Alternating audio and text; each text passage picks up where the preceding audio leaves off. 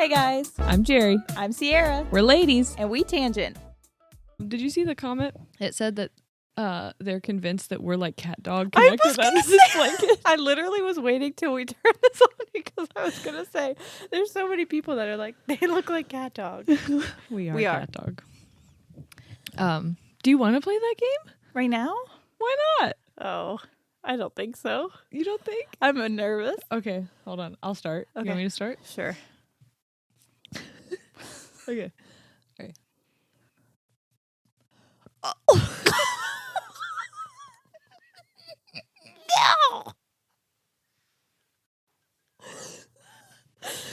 No.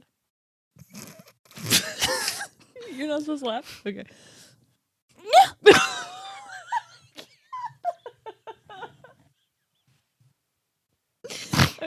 Okay. I laugh at my own. Well, because okay. Okay. I can't look at you.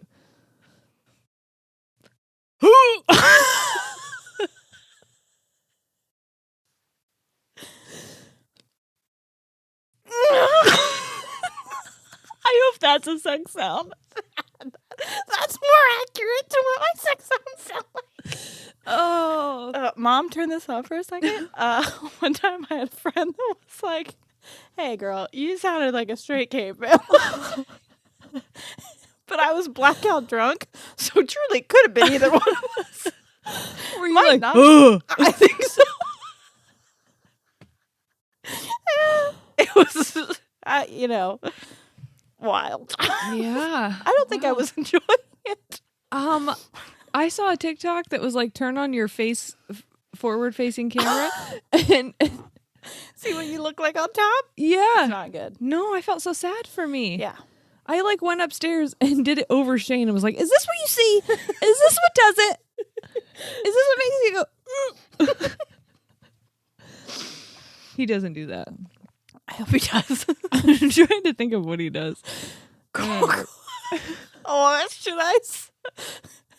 Fuck him. Corey doesn't make a sound. He makes no sounds? He makes no sounds. So when we first got together, With silence? I had to tell him, you got to give me a signal or something that it's happened because I'll keep going. Oh, because you're on top? Yes. Oh, okay. Always. Got it. He's just asleep. That's how you know. So then the next time it happened, I was like, what are you doing down there, Fred? Because you're making a lot of faces. And then he was like, trying to make a signal. And I was like, oh, got it. Oh, Yeah. he just keeps a smoke flare underneath the pillow and just shoots it off. It's really, it's like, it's hard for me to get. I know that people you work with. Oh, no. So I'm sorry. Please don't say this to him. He's very shy about it, I'm sure. Oh my God, his aunts listen to. Does his mom still? I hope not. Sorry, Susan. He's a respectable gentleman. And a nurse. He just wants me to guess. It's a fun game Aw. that we have together. Cute. Are you good at guessing? No. It turns out. I am not. No, I don't have to guess. It is very obvious. It is. Yeah. He makes a face too. Oh, Corey yeah. Stonewall Jackson's me every time. No, He Shane. doesn't want me to know. Shane makes his face as small as possible. I feel like we've talked about this before. I think so. The small face thing. Yep. I remember, but we didn't have visual then, so Oh, you're welcome. now you guys, now you guys know it's like this.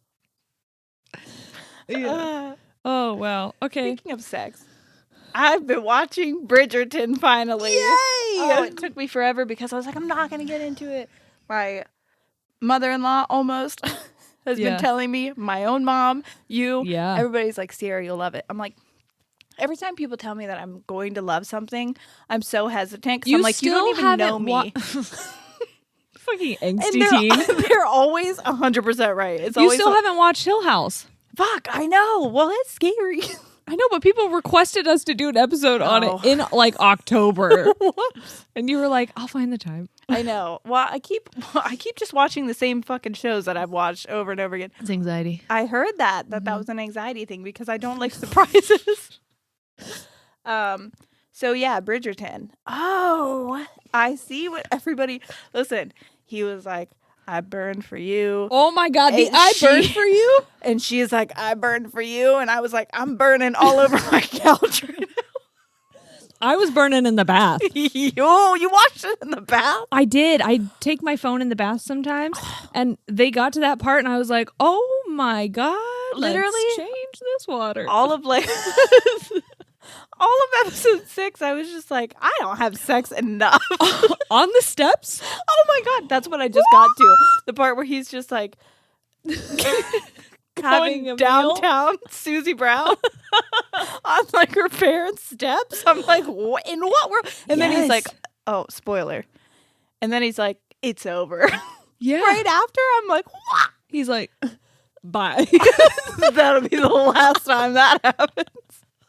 I do kind of love the feminist aspect because I have not seen a dick sucker yet, but there's a lot of times he goes, and I'm like, okay, yeah, power to the P word. I can't say it Power yet. to the P word. When she was on the steps at first, I was like, "Oh my God, this is painful." I think. How do you think those steps feel on her For back? sure not good. Not at all. For sure not good. I've had sex on the steps before. You have? Yeah, I got rug burn. I'm sure. Those were like marble steps, though. Yeah. That's a bruise. Oh my for God, sure. yeah. Yeah. That's a vertebral bruise. Yeah. Doctors. Yeah. So that's really Yeah. it. I just holy cow, Yeah. There was a lot of feelings that I was feeling when I was watching I'm it, sure. and also I wanted to be like Corey came home. I told you I picked a fight, but I think that's why because I was like, Oh yeah. I you don't wanted- have enough romance, mother. We need some passion in this bitch. Yeah. I'm gonna need to have hate sex, so I'm gonna get pissed about the coffee pot here real quick. Yes. Because my God. When they first were doing their little thing and they're like, oh, we play hate each other. I was like, the whole time I'm just That's like, so fun. will you guys fuck already? The toxicity of it. When is it going to happen? Right? Stop playing with my emotions. In the garden, I was just like, do it right there. Honestly. I couldn't get enough. Oh my. So watch Bridgerton if you haven't. And sorry for the Truly. spoilers, but it's Yeah. been out long enough. I feel like I procrastinated long enough so that I could give everyone else Yeah, time you to were watch real it. late on the bandwagon. Yeah. But I had Get to. on. Get get on. get on it, and then really think about your relationship. But Yeah. theirs isn't great. Well, 'cause they're people both kept lying. bringing up Bridgerton. That's why I knew there was something because With of the that one semen thing, Yeah, everybody was like, It's different. "No, it is Because definitely different." he omitted the truth of why he wasn't. First of all, she didn't know any better. Yeah, and I also feel like what she did was yucky. See, guys, Yeah. we're giving you what she did in that situation Yeah. was gross because she tricked him too. Yes. And then yeah, tried that to was trap bad. him. That was real manipulative. bad. That was Yeah. bad. But we were able to see that. We didn't make that storyline up in our head. yeah. Yeah. Thank you. But what he did was like not putting spin into her uterus. Yeah, So he at didn't least- bribe someone to put you Yeah. know, bacteria inside of her. It's different. His ass on the lawn? Oh my God. I was just like, what are we? She's fully clothed. he's got no clothes on. His butt is out. How many times has his servant seen him ass naked that he just doesn't care? I think I've told this story before, but my roommate and her significant other at the time walked in on I Shane also and I. just remembered how many of Corey's friends said they listen. Oh no. I'm so sorry. Corey has a fantastic O face and makes so much noise. the perfect amount of sound. He's a caveman, if anything. Okay. All right, no one discuss it any further. This stays between us, friends. Hey, he did get better. He now makes goes, oh. it's just like that. He sounds like Prince. Yes. I think he was just nervous. He told me when we first got together that he was intimidated by me. Oh. I know. It was What the blue hair. what would you do if he was, oh my God, we've done 10 minutes of not shit that we told you we were going to do. Sorry. Anyway, what would you do if he was like super submissive? Like he was so intimidated that he was like, yeah. Yeah, girl. Spank me. I would be into it. Would you be like, fucking, yeah. I have a dominant side. Oh. I'm not going to lie. I could switch it up. Oh, my. But then I'd be like, your turn. Sorry to do that. There's snot in here now. Like, for certain. Good. There's snot in here. I watched it. What's up, you guys? Hey. Oh, my God. I know. Whoopsie. We really got right in. Sorry. Yeah. To all the parents, we should put a warning. Trigger warning. About anybody print who's sounds? Related to us. Just skip 10 minutes. That sounds like Thanksgiving, right? That's true. Yeah. That's true. As we've gotten older, when I first got pregnant, that was like the first time that any of my family members knew that I was having sex. You're like, wow. I was like, by the way, I'm not a virgin. I'm also pregnant. So, but it was interesting then the vibe changed between like my relationships with adults. Because then they were like, I'm going to talk to you about sex things now, and this will be fine. I'm sure you noticed it when you got married, that people were just like, we can talk about sex. And I'm like... It's a lot of wink, wink, nudge, nudge stuff. Yeah, but I'm just like... super. Well, if you want to know how to make a boy, well, you're going to tell him what position?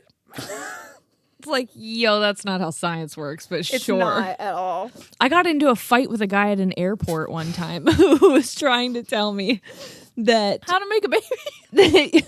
Yeah, I think I've talked about this. This is the guy who's trying to make me be an insurance adjuster. Yeah, I do remember this. He was telling me that you can choose whether you have a boy or a girl based on something. Like it's the woman's responsibility. Oh, I have heard. So here's the thing. These are all wives' tales, but I did hear that like male sperms are faster, but they die quicker. Yes. And then female sperms are slower, but they last longer. Yeah. So if you do it right when ovulation happens, your chances of a boy are... That's still science, though. Yeah. He was just saying... It's not even like 100% either way. It's just like... He was saying like it's your diet. Chances. Oh, he was saying off. like your diet and your positioning and like... I got so... Sorry. we're just like secreting things. But yeah, Shane was across the way just looking. Anytime anybody brings up diet, I instantly get defensive because I'm like, I have an irritable bowel disease, motherfucker. I can't like just do a diet that you want me to do. Hey, thanks to everyone who suggested me keeping a box in my car for when I shit myself. Normally, though, it comes on before I realize that I'm like, by the time I realize I need the box, I've already shit myself. So. Did I tell you what I had now? What I got mailed to me from my doctor? I have a little card. Oh, yeah. Yeah. That specifically says like, hey, even if I'm at a place where they're like, we don't have any bathrooms. We know you have bathrooms. And I have a card now that's like, you have to let me use your fucking bathroom or I will shit on your floors. So it's exciting. Congratulations. Thank you. I'm excited about it. I need to go to the doctor. Yeah, and get you me a should. card. You should. I didn't go until I was bleeding out of my asshole. What am I? So I'm like 2 months late. Got it. Yeah. Great. Okay. Hemorrhoids. So this is why you guys come to us for advice. We have great advice. Yeah. And go to the doctor when you're bleeding out of your asshole. So we did this.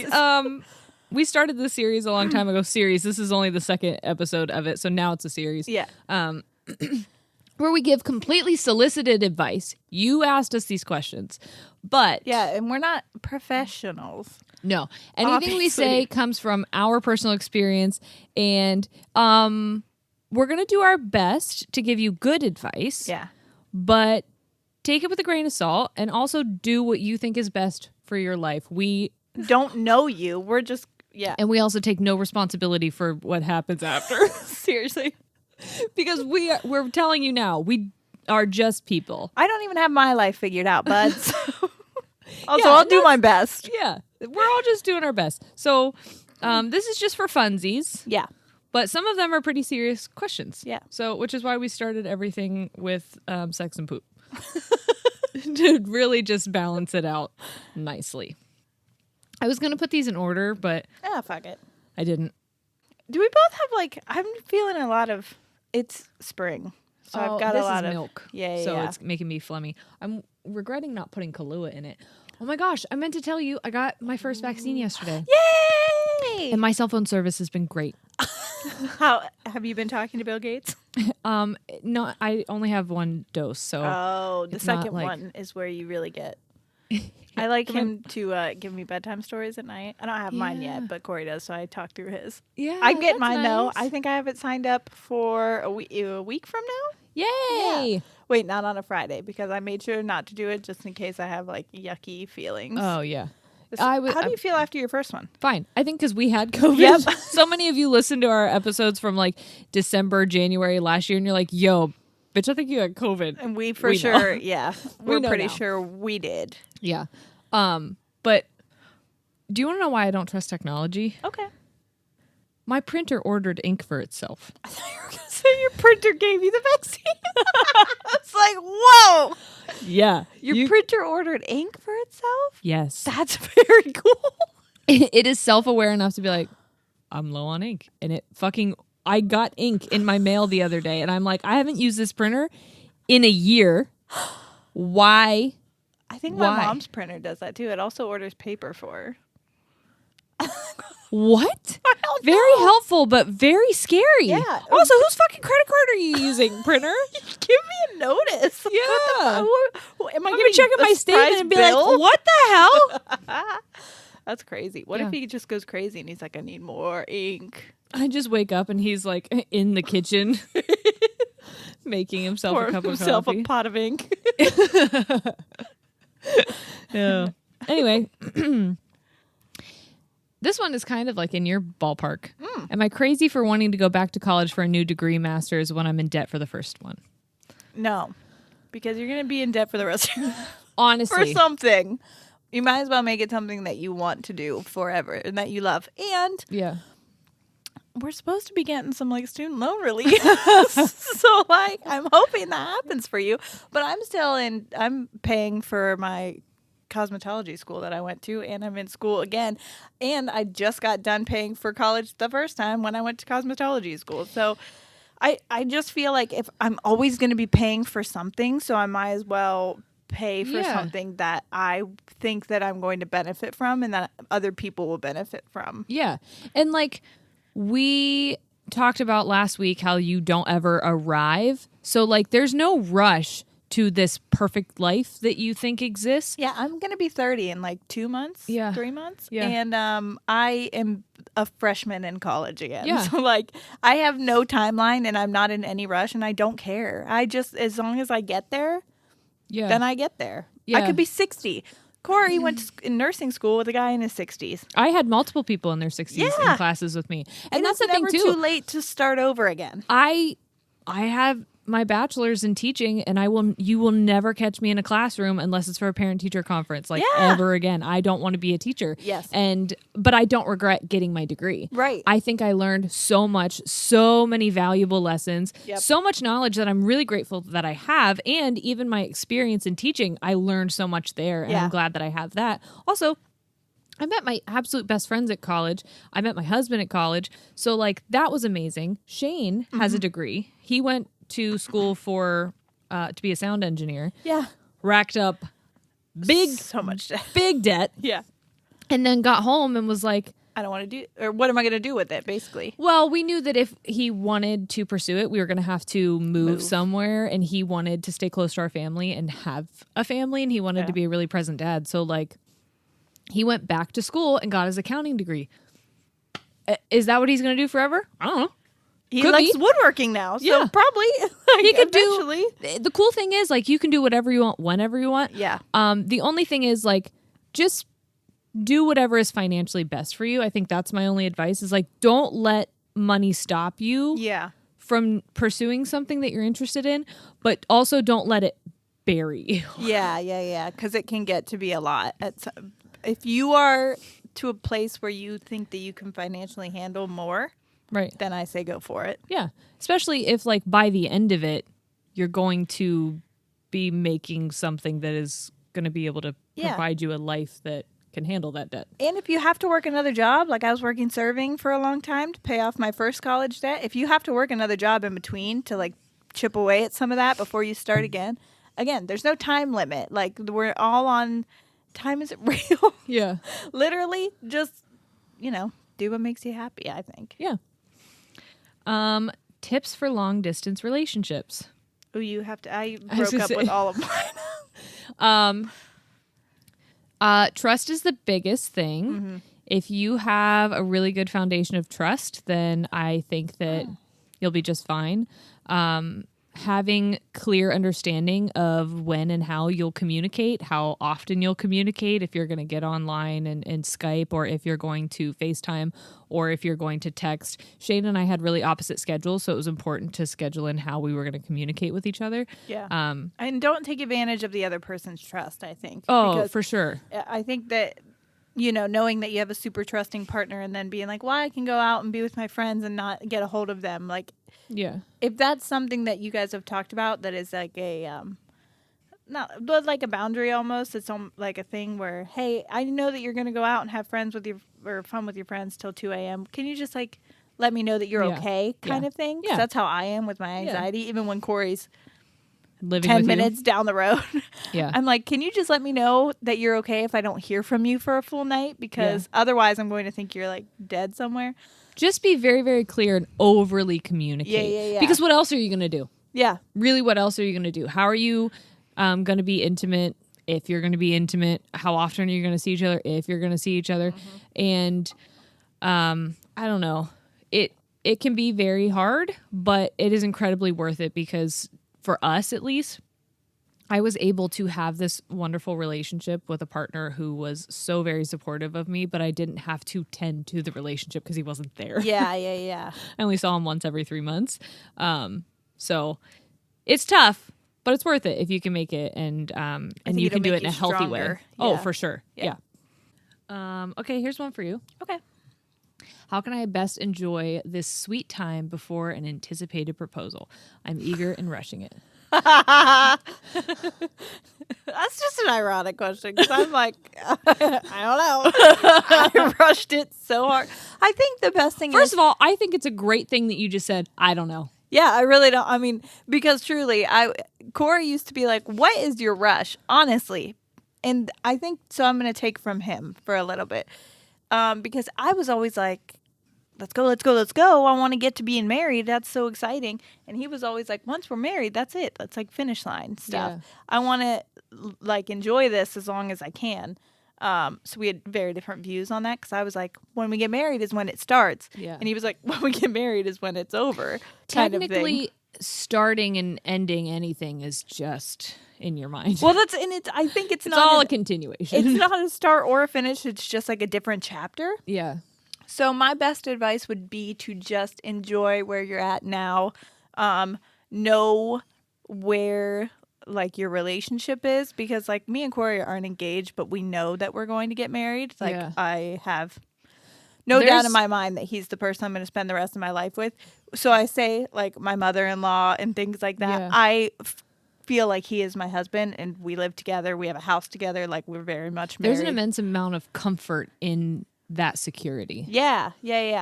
So if you're not there yet, if you don't have that like comfort level or that security level, just enjoy the fun phase, because sometimes I miss those days where it was like, just low dating. Fresh. Yeah, just dating, not having to be like family.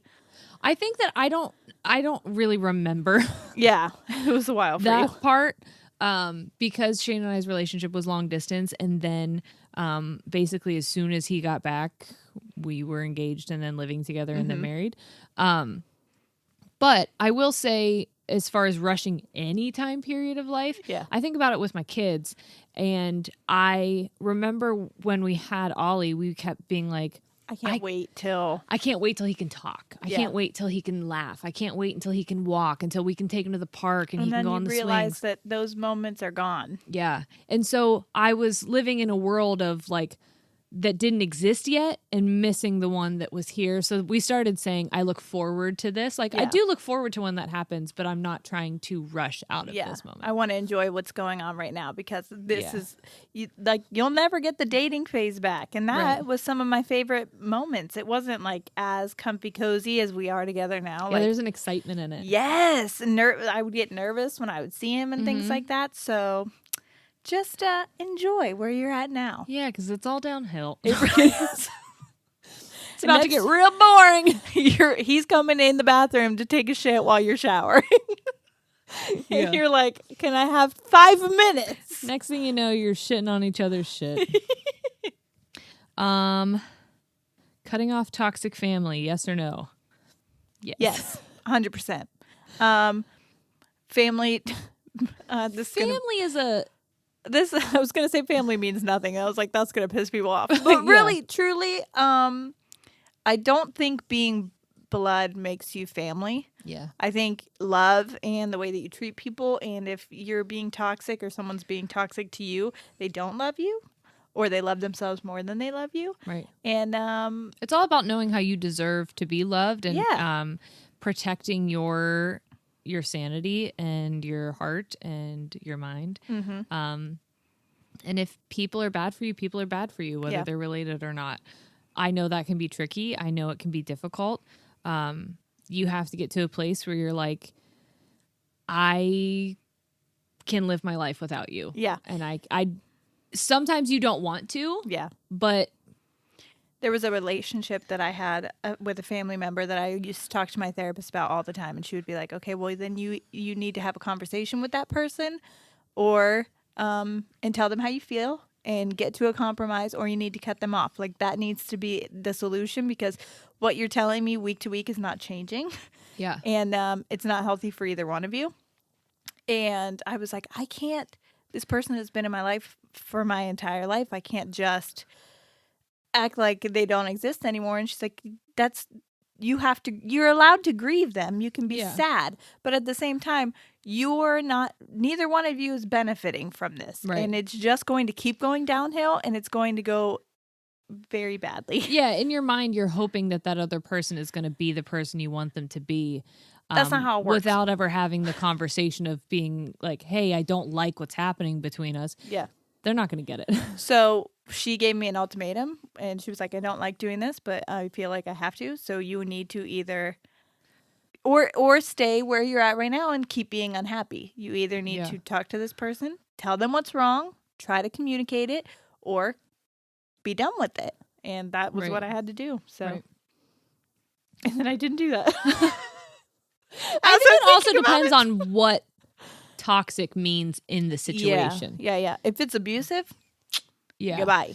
And it's tricky because sometimes a toxic person could just be you wanting them to be someone who they're not. Yeah. Like having an image of the perfect whatever and wanting a relationship with them that you don't think you're ever going to have because they're not that person. Right. When really you just need to learn to love the person that they are. If, again, depends on what toxic means in this situation. Yeah. We don't know who this person is, so I don't know. Yeah, I don't have any of the backstory. Definitely I'm not telling anyone to stay in a toxic situation with people. But I know that, like, I would feel really let down by people in my life when I didn't feel like they were showing up for me in a certain way. And then I'm like, well, first of all, you've never told them you wanted them to show up in that way. Right. And second of all, is that even in their character to do that? Or are you just romanticizing that relationship with that person? Maybe you saw it in a show or something. You have to understand who people are. Right. And don't and it's okay if they're not your vibe. Yeah. If you learn who people are and you're like, not for me. Then even if they're blood, totally cool, nothing wrong with it. Yeah, but don't you can't expect more from people without telling them that you expect more, and then when they don't commit, be like, oh well, you've disappointed me when you know who they are. Yeah. So again, because we don't have the background of that story, take what ever applies. Yes, because we don't fucking know. Any advice on how I can create a life that feels worth living? Growing up is so scary. I read that one and. I told Jerry, I was like, I could tell I'm getting depressed again because my initial thought reading it was like, life isn't worth living. It is. It is. Yeah. It is. My thought is, the wording of it is, any advice on how I can create a life that feels worth living? I think it's more recognizing that your life already is worth living and there's nothing you can do to create it. You're never going to, the way this is worded is that you are seeking something extrinsic, so something outside of yourself, to validate you and make you feel like this is life. Because I hate to tell you, me and Jerry just had this conversation the other day. You could get all those things and still not feel like it's all put together. Yeah. And then that could be a really heavy, like, oh shit, I was counting on this from my checklist to make everything feel good. Mm-hmm. Turns out that's why I mentioned the depression thing. Because honestly, if this applies to you, you could just honestly have depression. And then I would say to seek help or get some kind of counseling, therapy, medicine, anything you need. Because if everything feels like you have no motivation or no happiness towards anything, then that's definitely a sign that something is wrong. And we are not diagnosing you, and we don't want you to self-diagnose yourself. Again, I don't know. But if you are feeling like nothing is bringing you joy, even things that used to bring you joy, that is a warning sign. So please talk to a healthcare professional. Yeah. It's not about creating the life. It's, I think, just about recognizing what in your life is already making it worthwhile. It seems really hard, I know this is so cliche, but you will get there. There will be a point where you're like, oh shit. I saw something that said humans have two lives. It's the first one and then the one that they have when they realize that they're not bound by the societal restrictions. Because when I realized that I could have a life that was full of happiness that didn't include graduate high school, go to college, get a degree, get a job, then find a fiance, then get married, then have babies, then die. When I realized I could go out of order and still be happy and feel fulfillment from all of those things in my jumbled up order, or none of those things, if those weren't what brought me happiness, if traveling did, if writing did, if being whatever, then that was the moment where I was like, oh shit, other people's expectations don't. And it's not a competition. Yeah. And it's all about what you are feeling and what you want for yourself. Don't think about anybody else. Yeah. And what they want. I saw something, and this might go along with another question I don't remember. But I saw a TikTok where a guy was talking about how there's this weird belief that because you've spent a significant amount of time on something that you are now locked into that forever. Yeah. Oh my God. You've put time in, and if you move on, it was wasted. And it's like, nope. You can change whenever you want to change. And if you spend a lot of time on something and you love it and you want to continue, cool. Yeah. If you get halfway through a book and you're like, this book fucking sucks, put the book down. Oh my God, that's something that I started doing that I was down. Like, wow, I didn't realize I could do this. But seriously, you said that and I was like, I just started doing that because I felt like I have to finish this. And I'd get halfway through and be like, this fucking book is terrible. Right. You don't have to finish it. Think about it. How often are you listening to a song, maybe on the radio or maybe on your Spotify playlist, and you're like, this song sucks. Next song. Life can be like that. Chapters of your life, you can literally do that. If you're like, and it's not wasted time because everything is a learning opportunity. Everything is a growing opportunity. Yeah. Everything is a chance for you to figure things out or to just experience life. Yeah. Yep. That's all it is. So if you're finding yourself being like, oh my gosh, I've spent so much time and I'm already at this age, my life. No. Change the song. Yeah. I was a server for 10 years and I quit it like it was that. And I have I'm not sad about it, but I also don't feel like it was wasted because I have amazing memories and awful memories. And skills. I have life experience. I have trauma. There was so much I gained and, things from that it was all part of the plan. Yeah. Whose plan? Don't you do this. Whose plan? Jess's. It was all Jess's plan. Jess's. It is Good Friday. Oh, no. Oh. Is it possible to forgive and move forward with someone who has physically harmed you? Well, I didn't read that one. You didn't? No. Oh. I must have missed that one. Sorry. That was definitely not one I wanted to surprise you with, so That's sorry. a tough question. Read it to me again. Did you dissociate? I did. Okay. You said physically harm, and my brain was like, have to protect you. Yeah. Is it possible to forgive and move forward with someone who's physically harmed you? It is possible to forgive, and it is possible to move forward.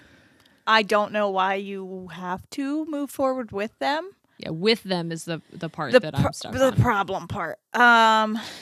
In therapy that I've learned that forgiveness is for you, not for the other person. And you can forgive someone without hearing an apology, because forgiveness is releasing your obligation to carry that hurt and that pain anymore. But I don't think that person necessarily deserves to move forward with you. Yeah. I forgave the person who physically hurt me. I don't know that I ever said that I did to him. I did it inside for me. It's the reason why I don't say his name. Mm-hmm. It's the reason why I don't want his life ruined, or I could go out and tell everybody what happened and, try to ruin his reputation. I have no problems anymore with that. I don't feel anger or anything. I've forgiven that. That's for me. At the same time, I want nothing to do with that person. Right. At all.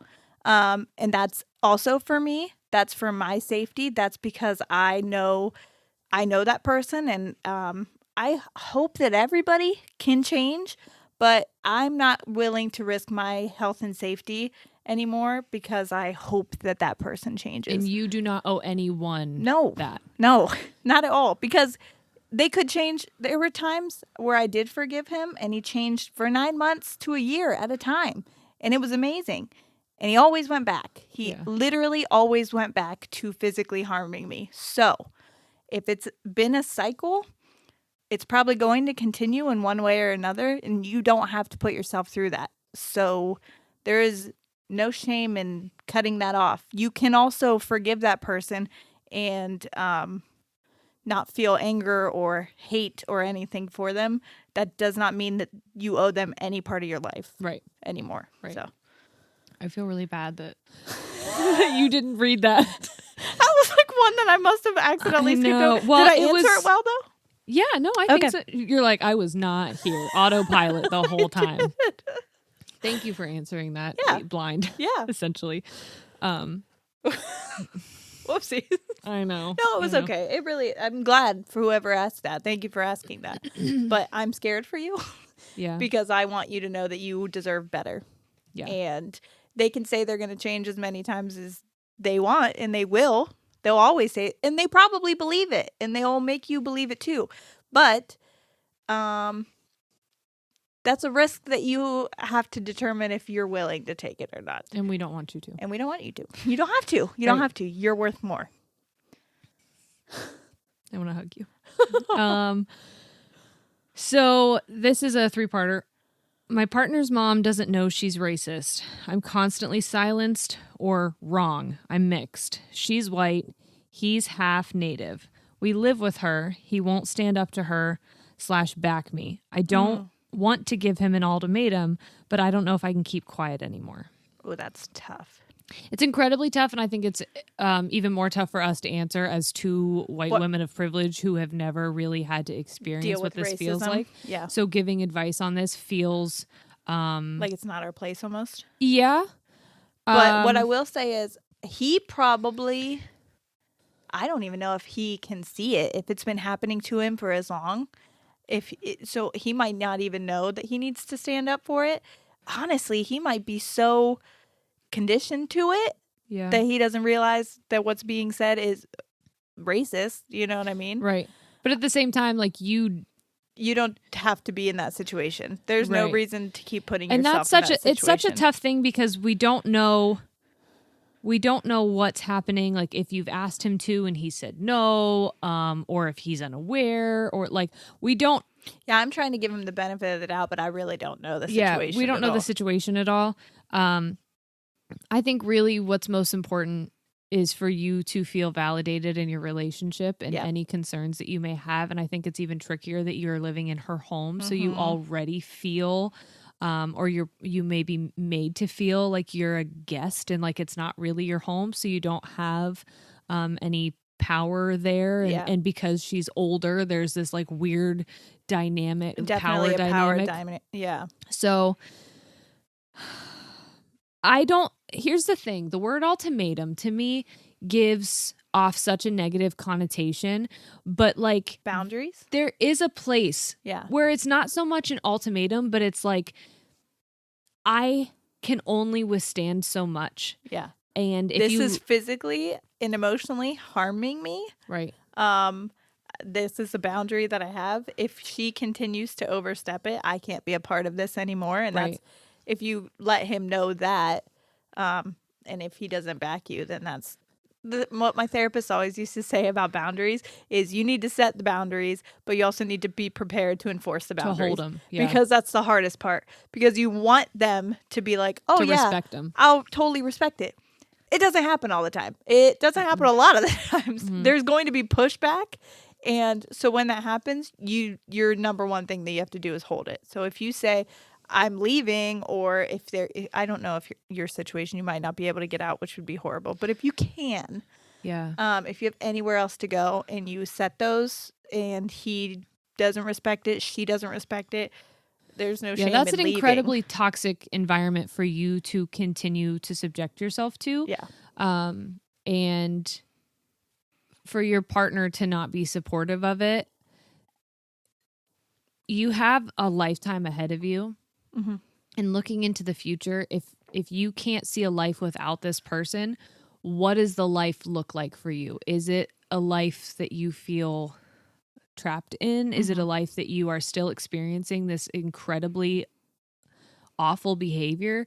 Do you have kids? What's going to happen? What are your kids going to be exposed to? Exactly. I had to, a lot of times with my therapist, she would be like, especially with that abusive situation, because I would make excuses as to why I was okay staying in it.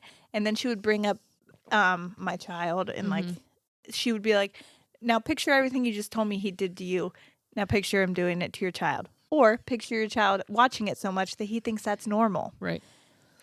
And then, damn, Bethany's savage. Yeah. And that was literally when she said that, picturing my son doing to another woman what that person did to me or said to me was that was what made me leave. Yeah. That was what did it. After everything he did to me, her saying, you have to picture, are you okay with your son following in these footsteps? Because he's going to mimic these behaviors. He's going to think they're normal. Right. Because you're allowing it to be normalized in front of him. And I was like, it sucked to leave, but that was what had to do it because it wasn't about me anymore. It was about I'm ruining this child's life. Yeah. You weren't ruining his life, no, I but wasn't. You didn't. But I felt like that's what was going to happen. Right. I would have ruined his life had I subjected him to that forever. Right. So I guess think about what you want your future to look like and how you want to feel in a relationship. And if your partner isn't ready to give that to you, it's not an ultimatum to ask where he's at. Yeah. And if he's not ready to stand up to his mom or to set boundaries or to make decisions for you guys to live in a separate area and separate yourself from his mom until she educates herself and starts acting more respectfully of you and of every person, then I think it's time for you to prioritize yourself and recognize the love that you deserve and the respect that you deserve. And you're not a bad person for doing that at all. No. Putting yourself forward or first in the situation is the best possibility, honestly. Right. What would you recommend I do to prepare for college and moving out? I'm feeling stress. Oh my God, learn how to do your laundry. Oh my gosh, yeah. Seriously. Honestly, I didn't learn how to do laundry until I was in college. It's overwhelming. So I still don't separate anything. Oh, me neither. I'm just like, Cold will fix it. Who gives a fuck? I just now started washing my towels on hot. I feel like that's a problem. On hot? Yeah, do you?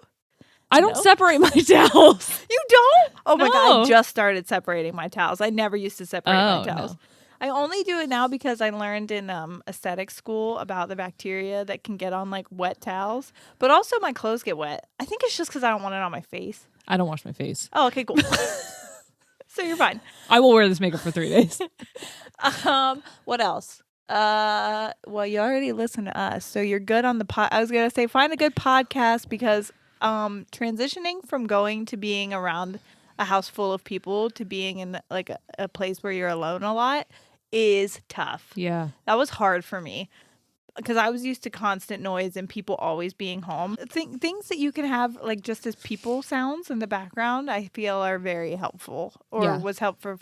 That was like the hardest thing for me when I moved out and was alone all the time was like the silence of a home. And I think that's why so many people have reached out to us saying that like they haven't been around people or they haven't been able to hang out with their friends or they've just moved, and we're happy to be there for you.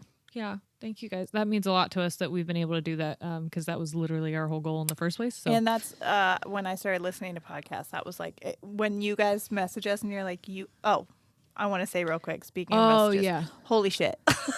Yeah. We said before, like, we want to get back to you. That was when we had like 5 in our inbox at a time.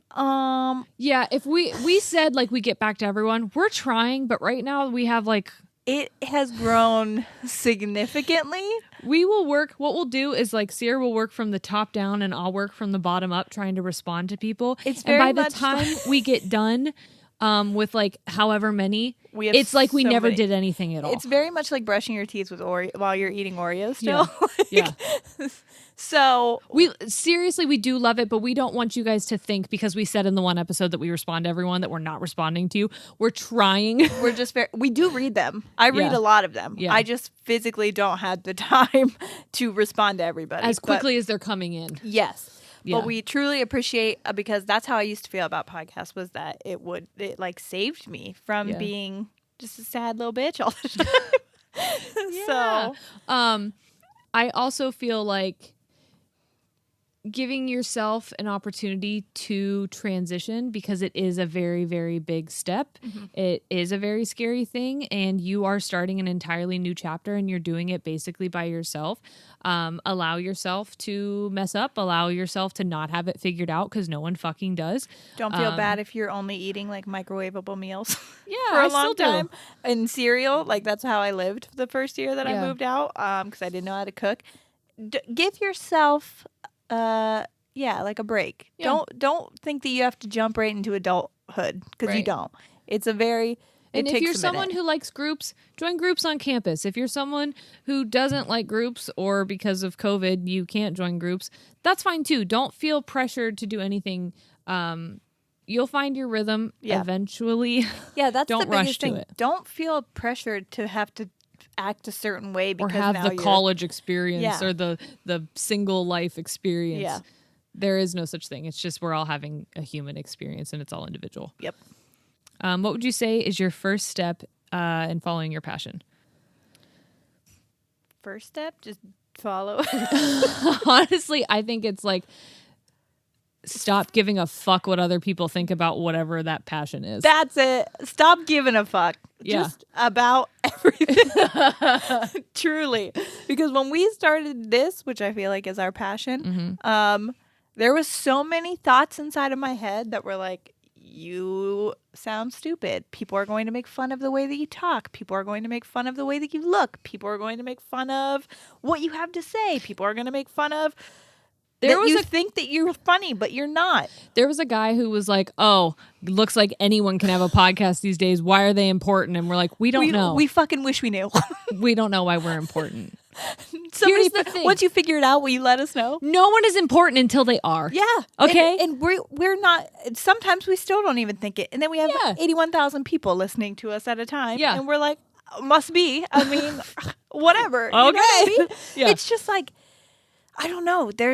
You just have to stop listening to the voices inside of your head and go for it. Just because what's the worst thing? Imagine what the worst thing that could happen is. You fail.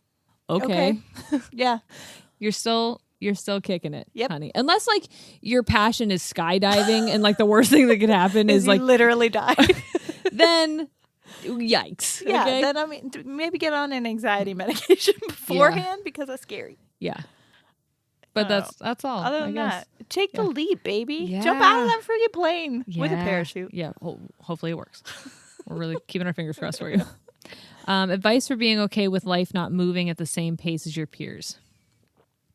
Hey, stay in your lane. Don't give a fuck. Yeah. Same answer applies. Truly, because people always say, oh, you know how many friggin' of you guys, I love you so much, have been like, Sierra, you make me feel like, there's no rush and that I can do whatever. And that's like, I did a lot of failing to get to this point. Yeah. I literally remember. And you had to overcome a lot of internalized fear that your life was over and you couldn't start again. I was my own worst enemy, literally. 100%. Because what are people going to say? I don't know. And here's the thing. What do people say? What are people saying? They're saying, thank you for being somebody that I can look at and say, wow, I can do this too. Yeah. The only person that was saying bad shit was me. Yeah. And maybe because you were afraid. Some of the adults in this town. Because they have a very small mind. There's a YouTuber, Gabriel Zamora, and he says, if you don't feed me, fuck me, or finance me, then I don't care. Yeah, I don't give a fuck about you. And I was like, damn. I kind of love that. Yeah. I think I have one person in my life feeding me, fucking me, and financing me at this point. So I don't care about any of you bitches. And I rarely care about you guys are starting to finance us, so we actually really care about you guys. I care about. Because right now I don't make any money. But once I start, I will look out, everybody. Yeah. But yeah, oh my God, society tells us so many things, and it's like, shut up.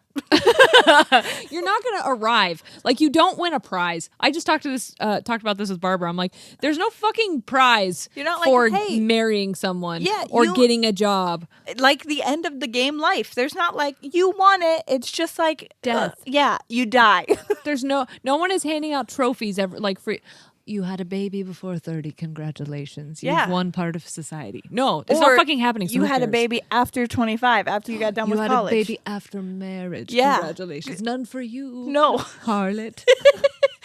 And also, oh my God, just the things that we as a society have deemed as like socially acceptable. Mm-hmm. When I was watching Bridgerton, half the things that they were doing, I was like, if we did this nowadays, people would be like, this is fucking nuts. Yeah. But it was normal back then.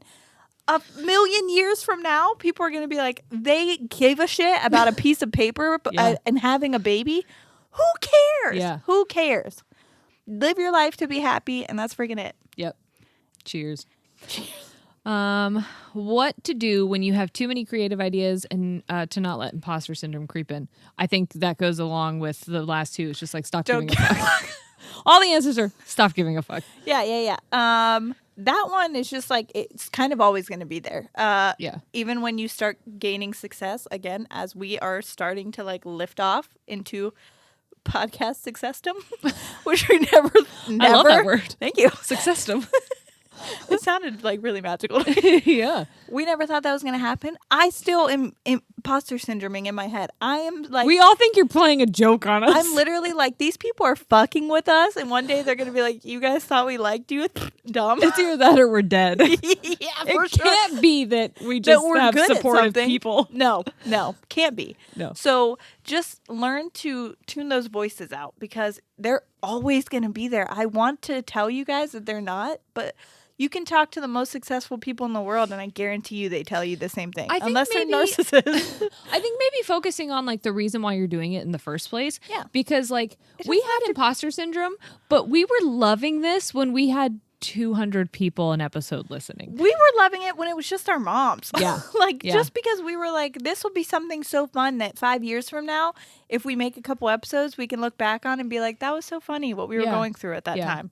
And if people make fun of us, like, who cares? We are having fun. We are creating memories. We have an entire audio documentation of our experience of the pandemic. Yeah. Oh, shit. Yeah, that's cool. So that's fucking cool. I'm putting that in a time capsule. Yeah. We just throw the laptop in a time capsule. There you go. But think about the people who are going to shit on you. They are fucking worthless in your life. Honestly, you probably... They're not feeding you fucking you or financing you, are they? You probably don't give a shit about them.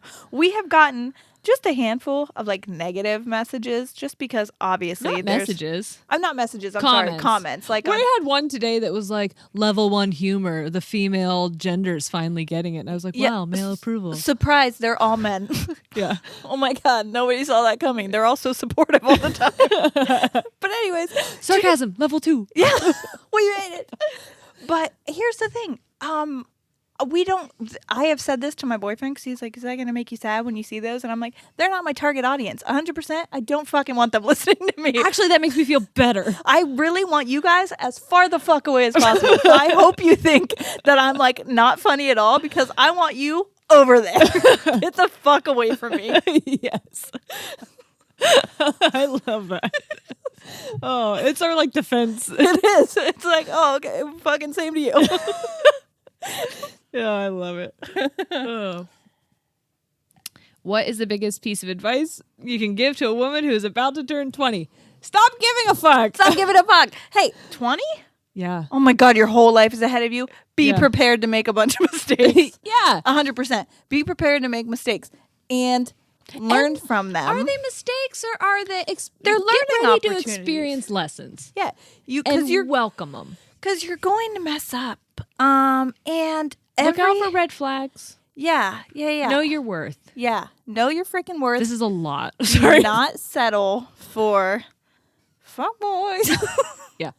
I could do a whole podcast episode about red flags, but like, well, there's no rush. There's literally no rush in your 20s because we're about to enter our 30s and our life feels like it's just starting. Literally. So I feel like my entire 20s was legitimately a learning experience. Like when I make jokes and things about all of the bad things that happen, first of all, they were not funny when they happened. It's a coping mechanism. I cried a lot. Yeah. But number 2, I gained something, and now those little bits of wisdom that I gained from those, I'm giving to you guys. So it was all worth it. Bad things are probably going to happen to you, around you, to friends. You're going to lose a lot of people in these years. And that's okay. Just keep growing. You're going to be so many different people. Yeah. Me at 20 versus me at 29.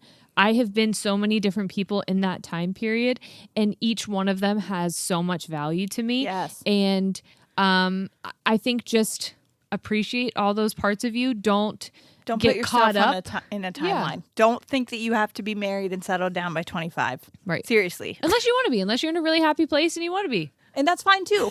Yeah. I mean, that's fine.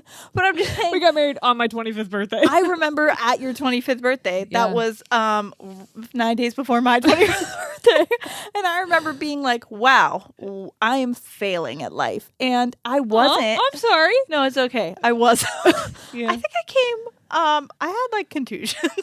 It was a bad time. So it was a bad time. Yeah. For me. But you have blue hair? I looked bomb. I looked really good. Yeah. Never looked better. Felt terrible.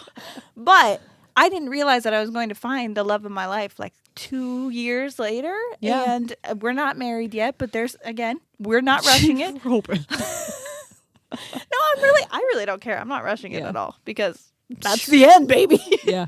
Yeah. Then it's over. No, Truly. but you know what I mean? Just live. Just live. Yeah. And learn. Hi, I hope I understand your guys' story. Oh, wait, let me just switch, just jump to the actual question part. Because you did understand the story. What advice would you give to dealing with a toddler and having anxiety? I feel myself getting frustrated about messes, loud noises, because it sets off my anxiety, and I feel bad for getting upset because my kiddo is 2 and he doesn't know any better. How do I balance my destructive toddler and the voice in my bed? My bed? What's in your bed? Maybe head. It does say bed, but I think they mean head. Telling me I'm a horrid mom because my house is a mess. First of all, you're not a bad mom. You're not a bad mom. My house is a fucking disaster and my kid is 9. There's no reason for it to be this messy. I have been learning about something. Oh, tell me. Because I have nothing to give. I was a terrible anxiety mom when my kid was 2. I probably wasn't, but that's what I used to just put him in. You had a lot going on when your child was 2. A lot going on. Everything you've been talking about was happening when your child was 2. That's why I want to remember. I'm like, I think I was a good mom, but I also blacked out a lot of those years. You're a great mom. Thank you. I've been learning a lot about sensory processing disorder, which is not an actual diagnosable disorder. It's not like in the DSM, which is the diagnostic something manual. Sure. It's what people use, like therapists use and stuff when they are like diagnosing you with like PTSD, panic disorder, stuff like that. So it's not in there, but they're doing a lot of research about it. Isn't it like is tagged on to things like autism or ADHD or anxiety, things like that? It's always like a side. See, that's the thing. Like what I'm learning about it is it's connected to anxiety, and it's like a chicken or the egg situation. Mm-hmm. So it's like, am I having anxiety because I have a sensory disorder? Yeah. Or am I sensitive to sound and it's giving me anxiety because I have anxiety? So like which came first? My processing disorder or my anxiety? Because I've had to, my son is at the point now where he just talks a lot. Yeah. And sometimes not about anything, just to say words. Yeah. And I have had to catch myself because I've been like, no, I need you to stop talking for like 5 minutes, please. Yeah. I physically can't. And I'll be like, oops, sorry, Mom, was I getting annoying? And I'm like, no, oh my God, that makes me feel like such a piece of shit. No, you were not annoying me. You were. I would never say that. Yeah. But I just explained it to him as like, and I think you could do this with a toddler if you snap. You can. Because you will I do it with snap. Ollie. Yeah. Just explain to them like, I'm sorry. I'm feeling a lot of emotions because the noises are so loud. Right. I need to separate myself. There are these little headphones that you can put in that are like noise canceling halfway.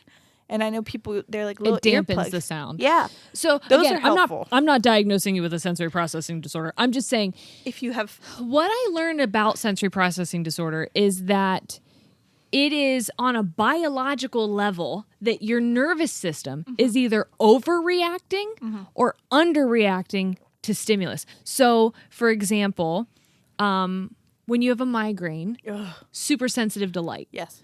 If you have a sensory processing disorder to light, you're always going to have that sensitivity to light. Yeah. And it's just going to be more sensitive to you than it is to other people. I get that way when things are too bright sometimes. You could have that with sound. Yeah. I don't know if I have issues with sound or if I only have issues with sound because... Click-clack's coming down. I know. Come on. Did you know? So if you have like... I don't know if my anxiety triggers like... it gets higher, like it spikes when there's sound, or if I have a sensitivity to sound and then I feel anxious. You know what I mean? Yeah. But knowing that my body on a like biological level is just struggling to process the amount going on around me makes me feel like I'm not a bad mom. It's science. Yeah, it literally is science. It's not you. Right. It's science. And toddlers, they'll test their boundaries. They will. And you just have to remember that it's neither one of your faults. Like, right. It's not your fault that you can't handle that. It's not the toddler's fault that they're making the noises. It's just there has to be like those noise canceling headphones. There's got to be a solution. I will admit that there was a lot of times that was why my kid got a lot of screen time. I just I would put headphones on him and plug it into an iPad and have him watch because I was like, I can't hear noises anymore today. Right. Because at the time I also worked at Texas Roadhouse and holy shit, it was constant like, freaking bright being lights. Overstimulated. Oh my God. And then I'd come home and I had a toddler and I was like, I can't do this. Right. It was too much. Yeah. I don't know if this would be helpful because I know you talked about feeling overwhelmed by messes. I'm really overwhelmed by messes. That's like baking with my toddler is like a challenge. So sometimes I will give him an activity that I know he's going to be messy with. Yeah. And so going into it with the expectation that this is going to make a mess almost eases it. Yeah, because I'm like, yeah, this is what I thought was going to happen. Instead of like the mess came out of nowhere. And it's like, oh, I was not prepared for this. Yeah. Yeah. Yeah. So I don't know if that's helpful. Or having like designated mess areas. Yeah. So that like not your entire home. Yeah. But ultimately, like if you are overwhelmed, it's totally normal. It 100% is normal. It most likely is either because you're feeling anxious and there are things to do. There's breathing techniques.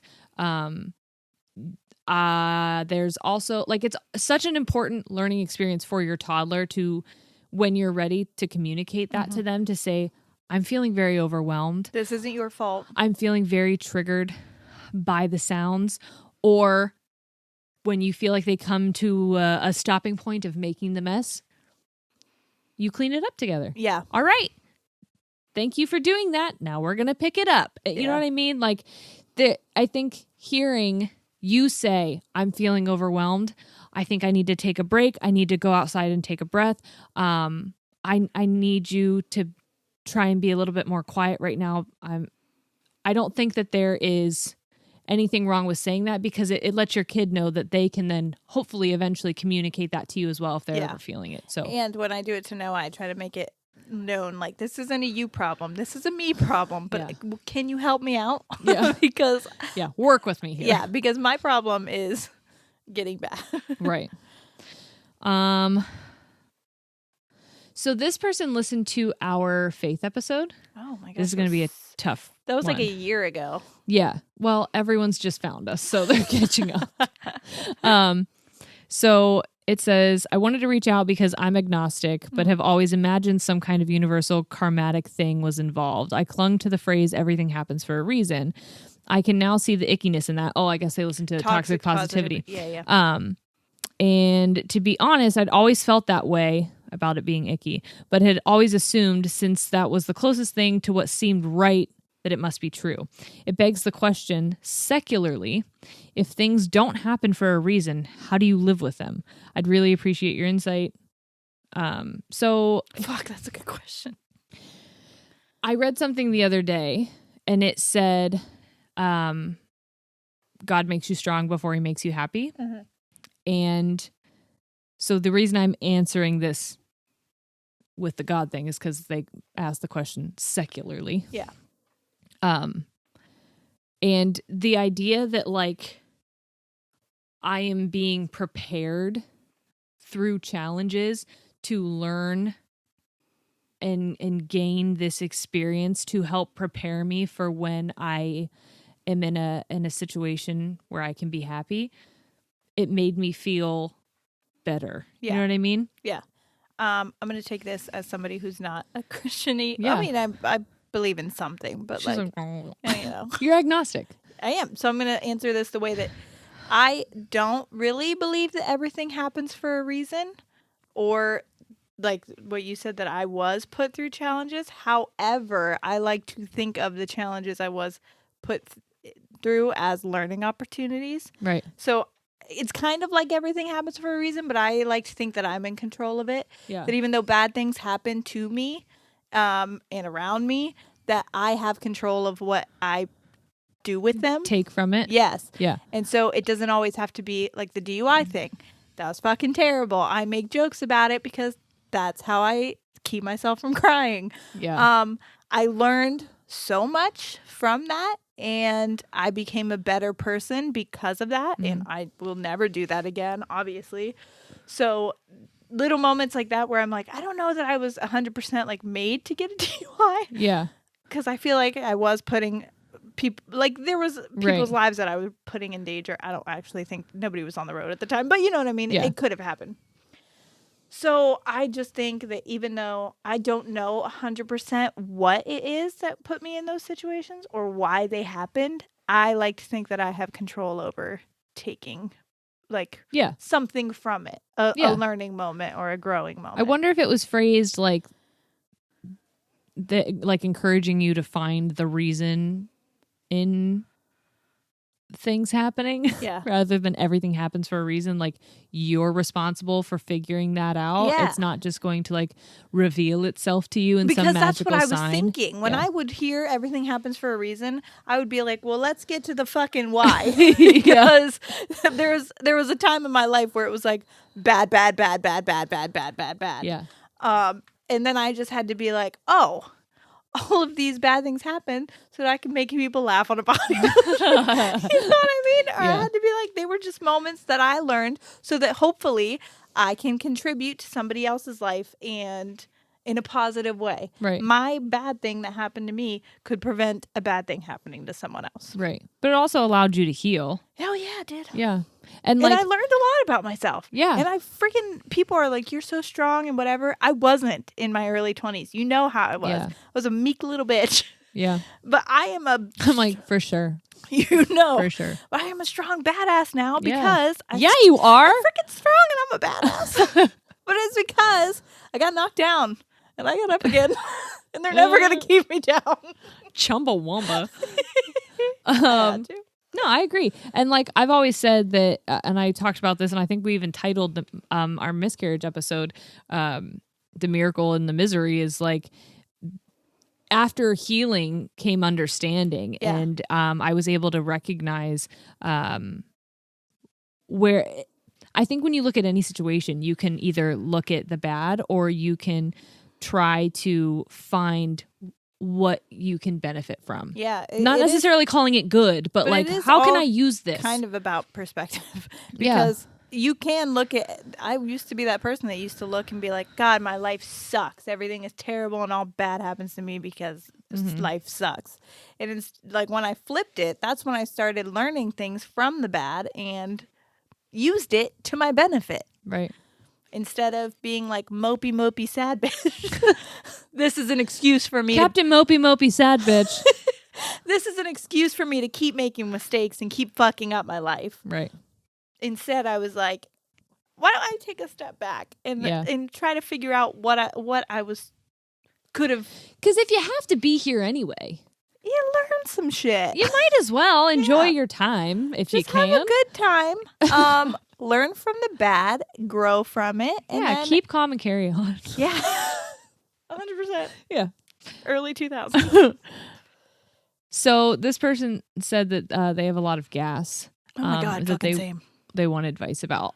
She says she has stomach issues. Gas and X. her poor boyfriend has to deal with it constantly. Her question is, does she leave him and flee the country or marry him? Because obviously he loves me if he sticks through, and nobody else can ever know this about me. Honey, except for everyone else. See a doctor.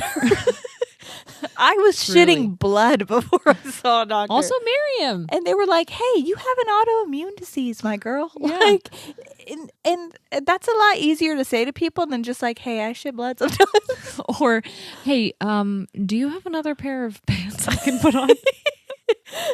We're all humans, and our intestines fucking suck sometimes. Mine are constantly attacking themselves. Like, for what? For what? Yeah, what are science. you doing in there? Yeah. Like, why? Stop giving me ulcers. It. Yeah. But don't flee the country, baby girl. You just got to see a doctor. If you have health insurance, and if you don't, gas X and marry that man. And marry him. I'm in a long distance relationship with a guy who lives in Colombia. We met in Puerto Vallarta while on vacation and fell in love. That is so exotic. That sounds romantic as fuck. We have dated for 2 years and I proposed to him. Ooh. I was never one to want to marry either, but it's the only way for us to be together. One major problem that I have is that he uses Instagram to post pictures of everything except our relationship. Ooh. I've spoken with him about this, and he said that all of his exes said the same thing, but he won't post about his relationships, and they have all just gotten over it. I'm not one to just get over things.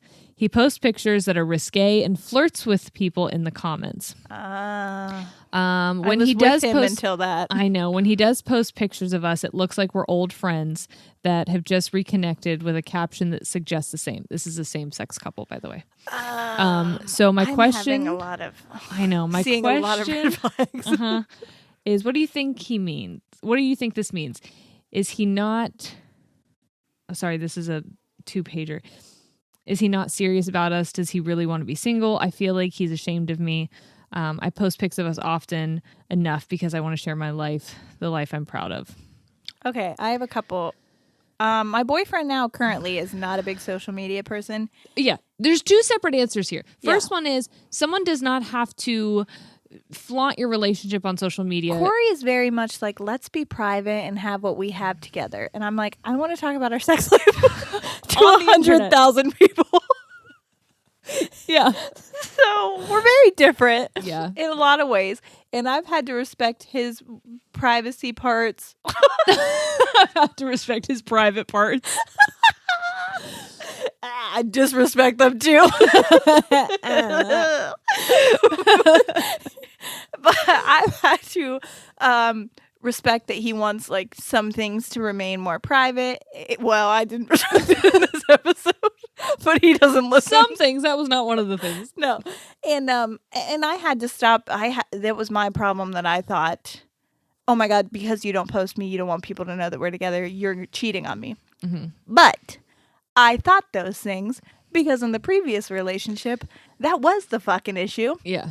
And he used to gaslight and lie to me and say, oh, I'd never post anybody and you're being dramatic and your feelings are blah, blah, whatever. Stop being so emotional about this. I'm not doing anything. Meanwhile, he was literally fucking like 7 different people. That might not be what's happening to you. I really hope not. Yeah. Because it was awful. But if you are communicating with him, if that is a boundary or a part in the relationship where you're like, hey, this really hurts me and I don't like it, and he continues to not give a fuck, that tells you that's a red flag. That tells you what you need to know. Because if he cared at all, like my boyfriend, I told him that and he made us his profile picture. That fucking simple. Yeah. He was like, fucking fine. Yeah. Like it wasn't that big of a deal to him. I think the thing that we're missing with that is he is very active on social media. That's a problem. That seems like a problem because so was my ex. He was literally active as fuck and he was actively flirting with people in the comments in front of me, and I was like, he's just a big joker. And he was like, he was fucking him. Yeah. So okay, it's one thing for him to say, I want to keep our relationship private. That's fine. But if you have a boundary of being like, I feel disrespected when you flirt with people in the comments, that's the flirting part is a problem, because that needs to be something that you guys talk about. And if you're like, hey, I'm not okay with that, and he continues to do it, then he's disrespecting you. And I don't love the way it's worded to say everyone else just gets over it. I don't think you're supposed to get over things in a relationship per se. I think you can come to an agreement about things, come to an understanding. Manipulative and gaslighty to me. Yeah. Very and we don't know the other person's side of this. Yeah. Obviously, this is one person asking a question, but my ex used to also be like, oh, my other exes. He would always constantly like put me in a competition with them. Yeah. Subconsciously. And like little things they were that he fine would with say it, like so why this. Can't you be fine with it? And then I was like, well, I'm a fucking bitch. No wonder he wants to have sex with his ex all the time. It's because she was way cooler than me. I think especially you being long distance, like I mentioned with the long distance tips, communication is key, boundaries is key, mutual trust is key, and it doesn't feel like you guys have that. And for you to be in a position where you want to propose, you want to spend your life with this person, I think that there is just one too many red flags for me to feel like you should stay, the romance, especially move forward with a proposal. Yeah, the romance and the passion and the lust is all amazing, but you can get that from a lot of different people. I hate to tell you that, but it's true. What you can't get is good communication, trust, boundaries, and a healthy way of... Yeah, and if you want to celebrate your relationship and you want to feel like someone wants to celebrate you, you deserve that. We want you to have that. Yeah. This is not... And there's someone out there that will do that. Right. Trust me. Because I went straight from having someone who continuously disrespected me to having somebody who listens when I tell them, hey, this is bothering me, and actively tries to fix it. Right. So we're wishing you the best, honestly, because that is a very, very tough thing, because everyone wants to feel loved and appreciated. Yeah, like they matter. Yeah. Last one. Okay. Following up on she like posted originally, but this is like the full question is here. So her and her partner have been living together during the pandemic and having a hard time. They want to stay together, but they've had so many dark days and difficulties over the last year. I've been wondering if everyone has been feeling the struggle or if maybe our relationship just isn't as great as it used to be. We don't want to end our relationship, but this past year has been extremely trying. This is very vague. It's so vague, and I don't know your relationship well enough, but I can... You want to do some hypotheticals? Yeah.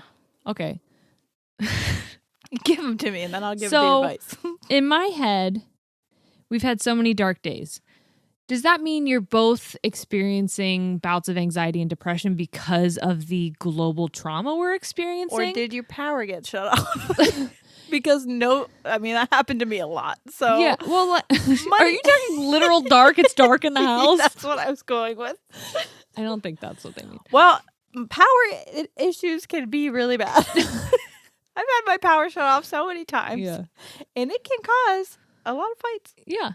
Money issues. I don't think that's... Okay. So anxiety, Your depression. hypothetical I'm vetoing. Okay. So they have just a lot of anxiety and depression days? In my hypothetical, they are experiencing either depression or anxiety, and so they're like... At each other's throats. I will say that this has been the highest for me this past... Yeah. Oh my goodness. The gas eggs. Gastrointestinal distress. So if that's the case, I would maybe give it some time. If that is the case, I'm asking on a hypothetical. Yeah. Are you guys seeing somebody? Have you thought about seeing like a couples counselor or it sometimes when there's a block in communication, it can really help to have a third party there because sometimes people are really good at communicating. Sometimes people are good at communicating, but the other person's not good at like hearing, receiving that communication. Yeah, communication isn't just speaking, it's also listening. Yes, and comprehending. Yeah. And so if one of those, there's an area where it's being blocked or misinterpreted, having a third party there to be like... Clarify. Hey, wait a minute. Can you back up to what you just said there? Is this what you're saying? Yes. Yeah. What did you hear when they said that? So if you have the privilege or the money or anything, and that's an option, and you guys really care about each other and love each other, I would do that before just deciding to break it off. But if it's getting to the point where it's like an all the time, if you feel like there's not a lot, like any kind of feelings there anymore, then that might tell you what you need to know. I feel like if you've just been experiencing what I would say is the residual effects of living through a global trauma, then I think seeking professional help separately and or together could be really beneficial for you if the relationship is something that you want to fight for. Yeah. If you want to stay because you're comfortable, again, is you have your whole life is comfortable what you want. That's what my ex did before me, and he says it all the time. He was like, I was with her for 3 years. We both knew that we weren't good together, but we were both comfortable and didn't want to leave. It seems like he's not good with anyone. He's not. So son of a bitch. Yeah. Wait, no, I'm talking about my current. Or were you talking about... you said your ex. Oh, whoopsies. Well, my ex did it too. Surprise. But my current said they both did it. They both dated the same girl. It's a weird story. We'll get to it at a different time. They did. It's me. You. Yeah. Small town. So when my ex said it he was just saying that as a way to be like, oh, she was a crazy bitch, blah, blah, blah. But current Corey, when he says it about his ex, he was just too comfy and too nice of a guy to be like, I don't want to hurt you because I like you. I care about you. You can care about somebody and not be in love with them. Yeah. And if it's just like... Yeah. And that's how it was with her. He was like... It's not bad. That's what he was like... Nothing wrong. I'm not suffering, but at the same time, I don't think I'm in love with you. And so eventually it had to just be like, all right, let's cut it off. And then he found me. And so...